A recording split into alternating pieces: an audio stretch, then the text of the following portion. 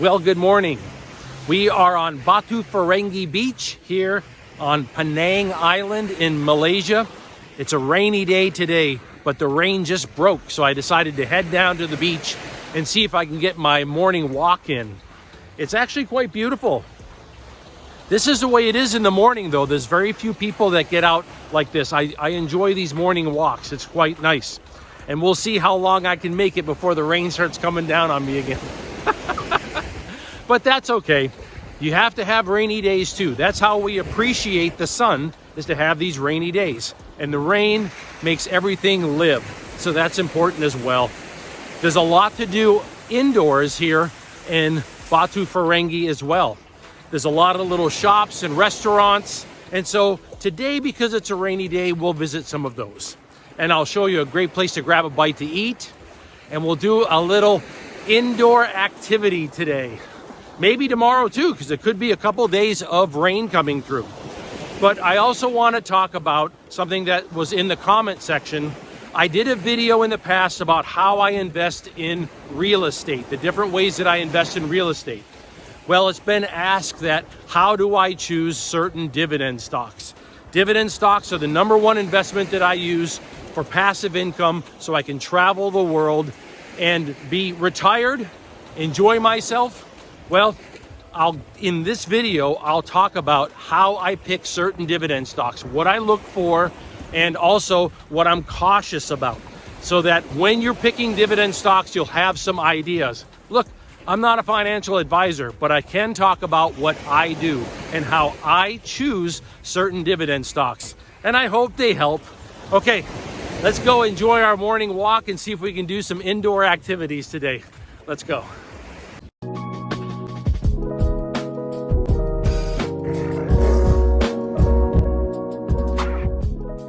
I'm glad that the rain broke this morning so I could get out for a walk and we could talk about how I buy dividend stocks. Let's have a seat over here and let's talk about how I choose dividend stocks to invest in.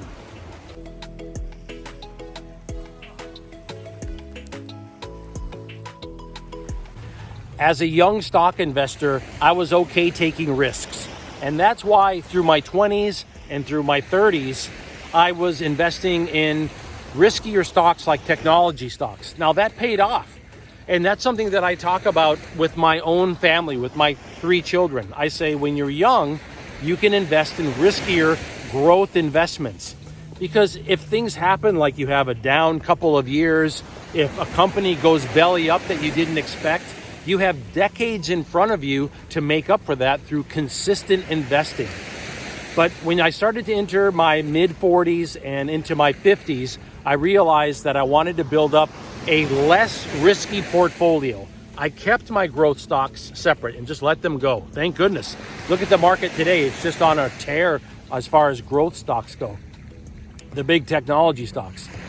But my dividend investments were different. I looked for things that were less risky, less flashy, more stable. I looked for things that were in sectors like transportation, utilities, industrial metals, energy, pharmaceuticals, chemicals. These are the kinds of foundational stocks, the stocks that build all of society. Everything that we use, everything that we eat, everything we live in, everything that transports us, everything that powers all of that. That's what I invested in with dividend stocks.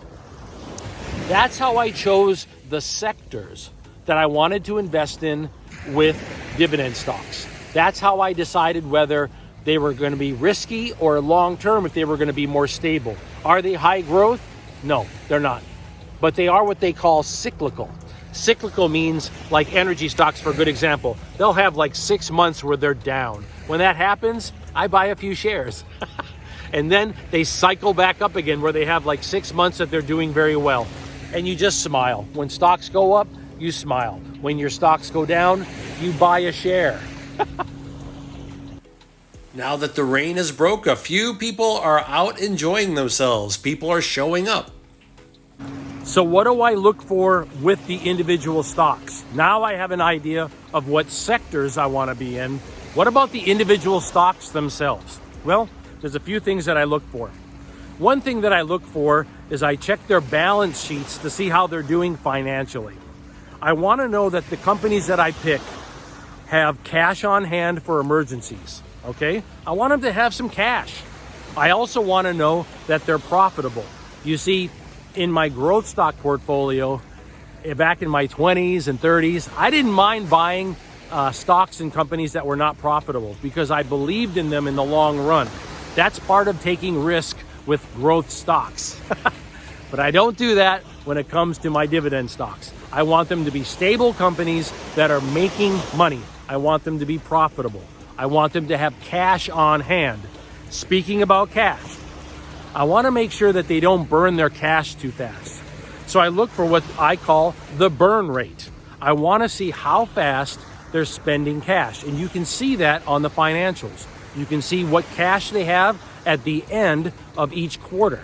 And then you can then see how much cash they spent in order to survive that quarter. You don't want that to be higher than the cash that they have.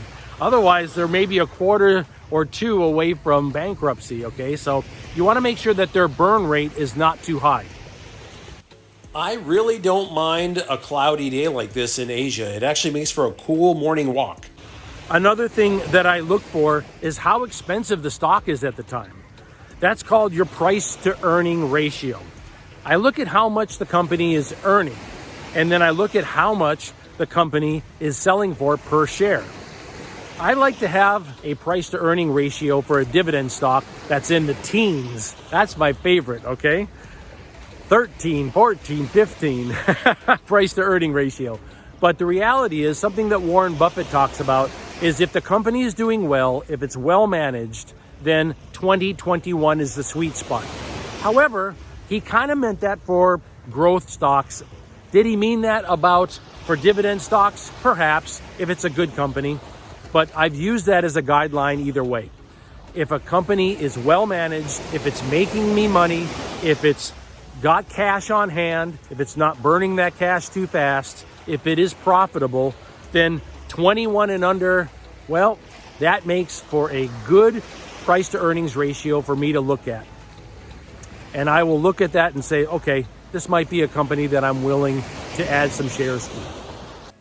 Every quarter, a company will put out another balance sheet that you can look at online. There's another ratio that I look at, and that is called the dividend payout ratio. I want you to think about this. If a company says, hey, we're going to pay you dividends, and look, we're profitable. We're profitable and we're going to pay you every quarter a dividend. That sounds great, right? However, what if they pay you almost every cent that they make in profit? They're not saving any for emergencies. In fact, what's worse, what if they're paying you more than what they make in profit? Think about that. Say they go out and get a cheap loan from the government or something, and they start paying you more in dividends than what they're taking in profit. That's going to look great for like 1 year. And then after that, it's going to go bankrupt. You can't sustain that. You can't sustain paying more in dividends than what you take in profit. And so that's why I look at what's called the dividend payout ratio. I think a sweet spot for me is somewhere in the 60s and maybe up to the 70s, sometimes the 80% range, okay? If you're in the 60s, that to me is very sustainable. A 60% rate on the dividend payout ratio. Now, there are times when companies have a bad year. When that happens, they might use some of their reserves to maintain their dividend. That's when the dividend payout ratio goes to like 105. Okay?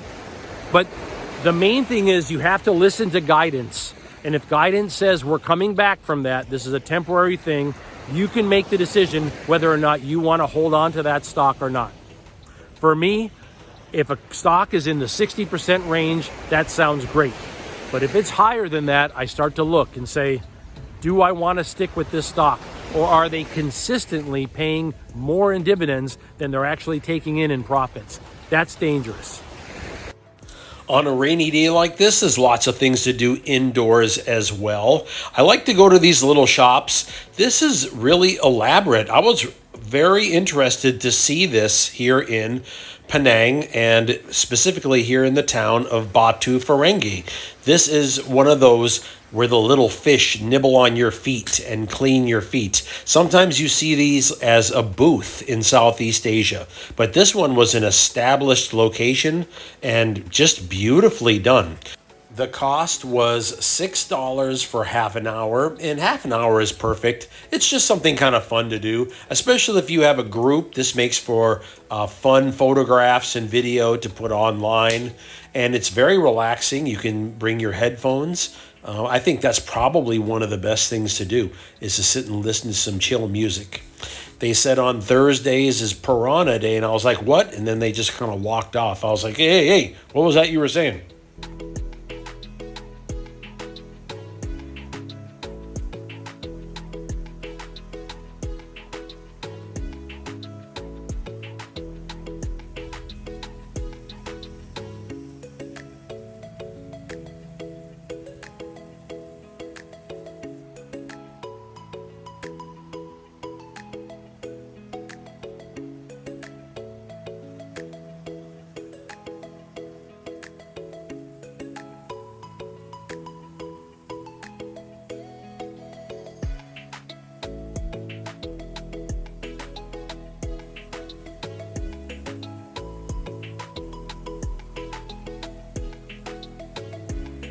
One more thing I want to talk about that I look at with the dividend stocks, and that is the debt. I want to know how much debt the company has. In other words, if a company takes on debt, but they are building new factories, they are innovating, that to me, well, you know what? That might be a dividend stock that I hold on to, because they're actually planning for the future. And if the stock goes down because of that, that might be a time to acquire shares cheap, because they're investing for their future. That's where some of the risk comes in with dividend stocks, is trying to look at the stock itself and say, is the debt that it has worth it? If a company has more cash than debt, that's what I like to see. I want more cash than they have in debt. But if they take a loan and they're building new factories and they end up with a situation where they have more debt than cash, I have to take a very serious look at that stock and determine whether or not I believe in it long term. If I do, I'll hold it. After all, every quarter, they're paying me. But if I don't believe that they can come back from the situation that they're in right now, where maybe they're not making any profits and they're saying, we're going to invest for the future, we're taking out loans, and I'm looking at the debt go up and up and up, that's when I might decide to sell that dividend stock. And that is very rare for me to do. I generally don't sell my stocks. I keep them for decades. But that would be one case when I would maybe say, I don't believe in this long term. Here's something to think about. Every stock that I hold, whether it's a growth or a dividend stock, I can tell you a bull case for that stock. If I cannot, I sell it.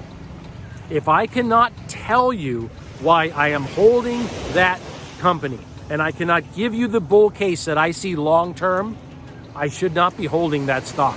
I should sell it. A beautiful walk down the beach here at Batu Ferenghi. I am really enjoying my time here at Penang Island. Let's go grab ourselves a bite to eat and continue enjoying our day. In Malaysia, I like these little family-owned places like this. These are usually off the beaten path a little bit, and they're essentially like a plate lunch style place that we have back in Hawaii.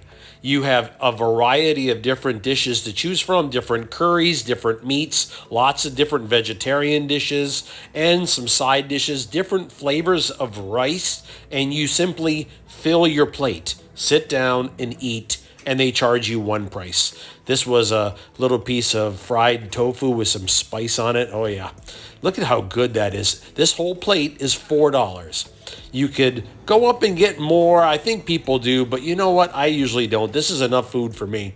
But as I'm walking around Malaysia, you find so many of these great little spots like this. And for $4, you just walk in, eat, and you can relax for a little while and then continue on with your walk.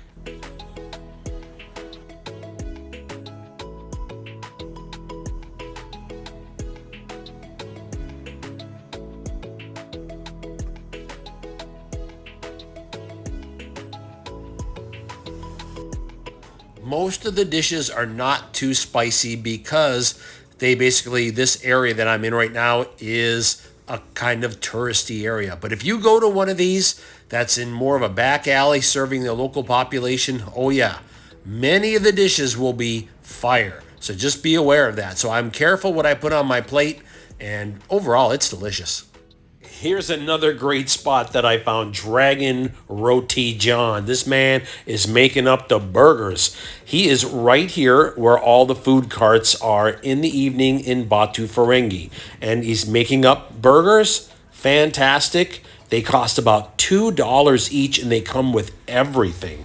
Not only cheese, but they put a fried egg on there. They put some little sausages on there, the veggies. I mean, one burger is enough. It'll fill you up.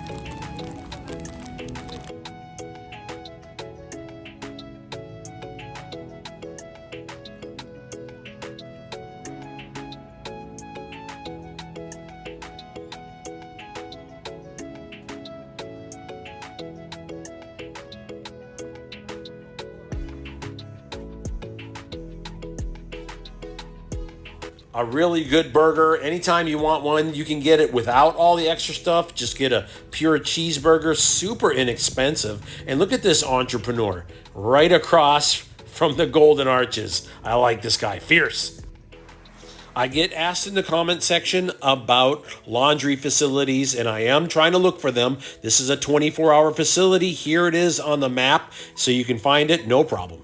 I'm glad we got a chance to talk like this today. It wasn't easy because a rainy day like this, it can just keep you indoors, and that's okay. It's not a problem. It's a beautiful day in Southeast Asia, whether it's hot or rainy. Another thing I noticed is that Penang Island is not as hot or humid as a lot of places in Southeast Asia. That's something for you to think about. Is Penang an opportunity for people who say that Southeast Asia is too hot or too humid? I would say give Penang Island a shot. I have not noticed that here. We also got a chance to talk about dividend stocks and how I invest, why I choose certain dividend stocks. It's my #1 investment. And so I wanted to share with you how I do that. I'm not a financial advisor, but I can talk about what I do with my money and my investing. Do you want to learn more? Do you want to learn more about traveling the world like this, living off a passive income, living as a minimalist, and enjoying retirement? If you do, like and subscribe to the video and come along with, because we're not stopping. We're going country after country for years. Come along with me. Okay, I'm gonna grab a nice cup of coffee and enjoy this day until it starts to rain again. All right, we'll talk again soon. Aloha.